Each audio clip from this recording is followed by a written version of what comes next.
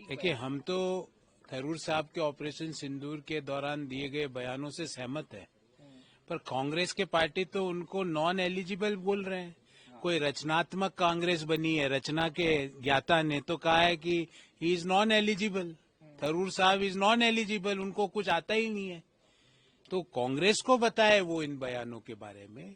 रही बात ऑपरेशन सिंदूर के शौर्य की, कांग्रेस पार्टी ने भले ही ऑपरेशन सिंदूर हो या उरी का वाली घटना हो, सब में हमेशा भारत की महान सेना का अपमान करने का काम किया है, उनके साहस पर सवाल उठाने का काम किया है। जब राहुल गांधी जी संसद में खड़े होकर पूछते हैं कितने जहाज गिरे भारतीय वायुसेना के, अरे पूछो पाकिस्तान को कितने जहाज, कितने एयरपोर्ट तबाह किए, कितने आतंकवादी ठिकाने तबाह किए, आतंकवाद को कैसे खत्म किया, वो सवाल नहीं पूछते, पर कितने जहाज गिरे।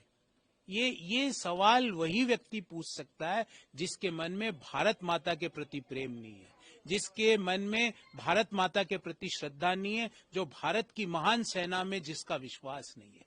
तो यही हम तो सहमत है थरूर साहब के ऑपरेशन सिंदूर में दिए गए बयानों से, पर कांग्रेस पार्टी उनको नॉन एलिजिबल बोलती है, नॉन क्वालिफाइड बोलती है उनकी जरूरत नहीं है। उसको थरूर साहब जवाब दे। और रचनात्मक कांग्रेस के अध्यक्ष ने ये बातें बोली।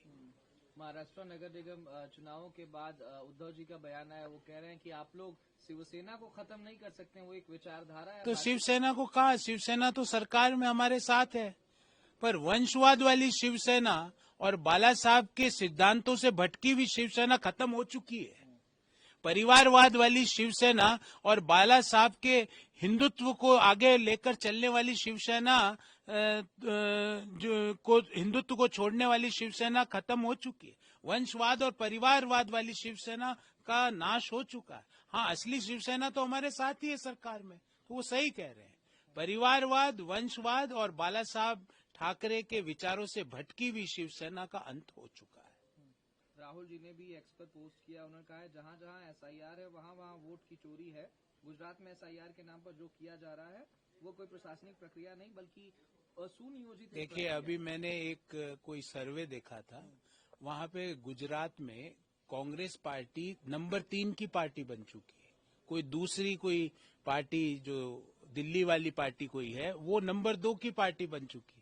उस पे अपना ध्यान लगाएं। ये एसआईआर, ईवीएम, इनके पीछे छुपकर अपनी नाकामी को छिपाना बंद करें, सामने आके स्वीकारें कि वो अयोग्य हैं। वो कांग्रेस के लिए राहुल गांधी हानिकारक है, ये कांग्रेस के नेता भी मानते हैं। तो अगर राहुल गांधी कांग्रेस के लिए हानिकारक कांग्रेसियों के अनुसार है, तो देश के मतदाता उनको देश के लिए हानिकारक मानते हैं। और ये एसआईआर, ईवीएम, ये इन सब के पीछे छिपकर अपनी नाकामी को छिपाने का जो काम राहुल गांधी कर रहे हैं, उसको बंद करें।